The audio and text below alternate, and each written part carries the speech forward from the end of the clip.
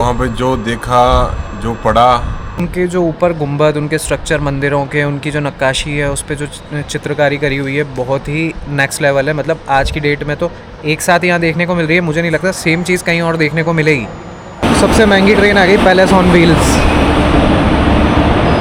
मंदिर परिसर में मूर्तियों के फ़ोटो वगैरह लेना अलाउड नहीं है, तो वो लोग वहाँ बैठ के उन्हीं मूर्तियों के फ़ोटोज़ वगैरह को पैसे से सेल कर रहे हैं।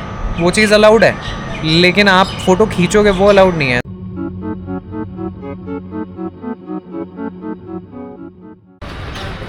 और एंड में हम फाइनल पहुंच गए चित्तौड़गढ़ जंक्शन।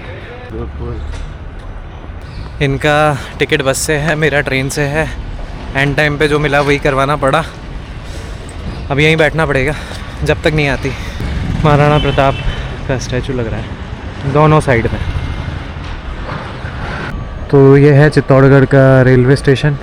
अगर आप डायरेक्ट यहाँ नहीं आए हो, पता नहीं है तो यहाँ पे आके यहाँ से खाना ऑर्डर करना। अगर नहीं पता है तो फिर डायरेक्ट बाहर जाके ढाबे पे खाना पड़ेगा, जैसे कि हम खा के आए हैं। वहाँ पे लिमिटेड ऑप्शन है, यहाँ पे कुछ भी खाओ। स्टेशन तो काफ़ी बड़ा है, 4 प्लेटफॉर्म है यहाँ पे। तो शुरू से लेके किले पे जब अपन गए थे, स्टार्टिंग करी थी, वहाँ से लेके एंड तक जब नीचे उतरे हैं, तो वहाँ का क्या अनुभव है, एक्सपीरियंस रहा आपका? मतलब क्या बुरा लगा वहाँ पे सबसे, क्या सबसे ज़्यादा अच्छा लगा वहाँ पे? अनुभव वहाँ पे जो देखा, जो पढ़ा, उस हिसाब से उस टाइम जो भी हुआ था, ये युद्ध वगैरह जो भी बहुत ही मतलब जौहर वगैरह हुआ, वो सब बहुत ही ऐसा उस टाइम की लेडीज़ें जो हिम्मत वाली थी वही कर सकती हैं। आज हाँ, मतलब लेडीज़ें नहीं कर सकती। मतलब उस टाइम का वो जो सीन था, अगर उसको अपन अपनी आंखों के सामने हो रहा था, पॉसिबल ही नहीं था कि अपन देख पाते या समझ भी पाए। बाकी अच्छा था, लेकिन वहाँ का कंस्ट्रक्शन जो भी है वो पहले का टूटा हुआ है, अब टूटा है धीरे धीरे। उसको गवर्नमेंट कुछ देख ही नहीं रही, केवल बस टूरिस्ट बना रखा है प्लेस, लेकिन उसको रिपेयर करना या उसको ठीक करना, उसको रख रखाव कुछ नहीं है ढंग से। हर जगह कचरा पट्टी पड़ा है मामला। तो ये रहा आपका एक्सपीरियंस। बाकी पैदल कितना चलना पड़ा? पैदल तो ऊपर जाने के बाद पैदल ही चले थे, करीबन 15-16 चले हैं पैदल। तो 15-16 किलोमीटर पैदल चले, वो वर्थ था या फिर ऑटो करना चाहिए? नहीं, ऑटो तो करना ही मत ऑटो तो बेकार है। और पैदल चल के एक एक जगह को, एक एक चीज़ को अपन आराम से सुकून से देख पाएँ, उसको फील कर पाएँ उस जगह को कि यहाँ क्या हुआ था उस टाइम में, अपन सोच सकें थोड़ा। वरना ऑटो वाला तो 15 मिनट देता है, बोलता है आप तो आ जाओ फटाफट, उसमें अपन कुछ नहीं, यहाँ आना ही करते उसमें तो ये रहा आपका एक्सपीरियंस है ना। और सांवरिया सेठ गए थे अपन, वहाँ का कैसा रहा? वहाँ का तो पॉजिटिव एक्सपीरियंस रहा। वहाँ गए मंदिर में, बहुत ही अच्छा मंदिर है, बहुत ही अच्छी उसकी लाइटिंग है, बहुत ही अच्छी व्यवस्था है, बहुत ही अच्छी खाने की व्यवस्था है। और हम रात को गए तो पूरी सुविधा मिली हमारे को, आराम से दर्शन हुए, बहुत ही अच्छी व्यवस्था का। और भी आएंगे, आगे आते रहेंगे। अभी फर्स्ट टाइम था हमारा, बहुत ही बढ़िया मंदिर, दर्शन अच्छे हो गए हमारे।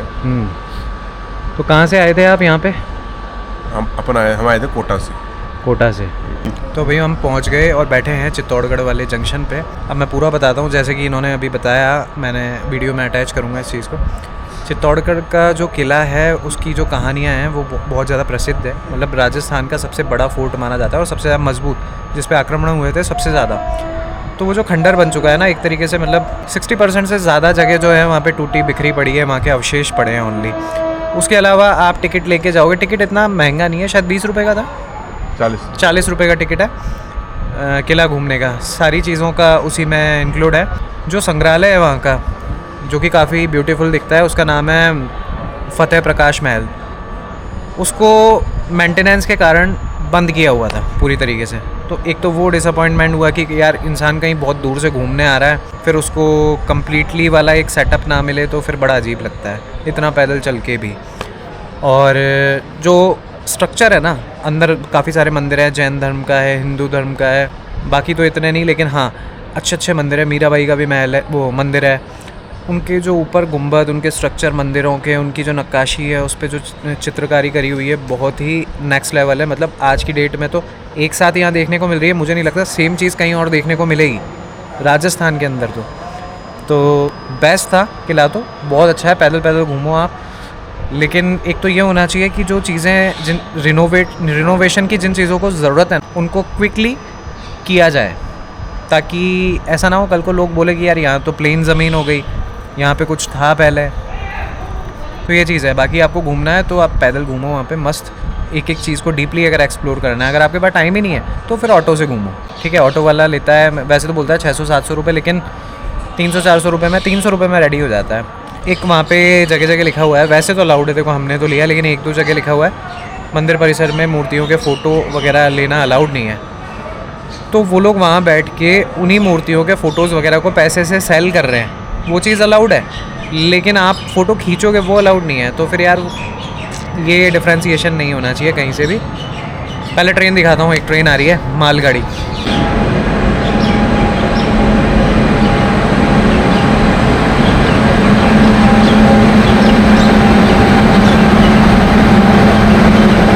हाँ, एक चीज़ और बता रहा था मैं कि अपने आप फोर्ट पे मतलब कैसे जा सकते हो, इजीली कैसे रीच कर सकते हो। तो सबसे पहले फोर्ट की बात करते हैं कि आप किसी भी शहर से आ रहे हो तो यहाँ का जो ट्रांसपोर्टेशन है, रेल नेटवर्क, मतलब ट्रेन से आ रहे हो तो दिल्ली, जयपुर और इधर से आपके इंदौर साइड, मध्य प्रदेश, और काफ़ी सारी मतलब 4-5 मेजर स्टेशन है जहाँ से यहाँ के लिए डायरेक्ट ट्रेन है। कोटा से भी है, मेवाड़ एक्सप्रेस चलती है, लेकिन टिकट वगैरह सब कुछ पहले से ही करा के आना, अदरवाइज़ पॉसिबल नहीं है कि आपको यहाँ से मिल जाए। अदरवाइज़ जो मिलेगा उसमें जाना पड़ेगा।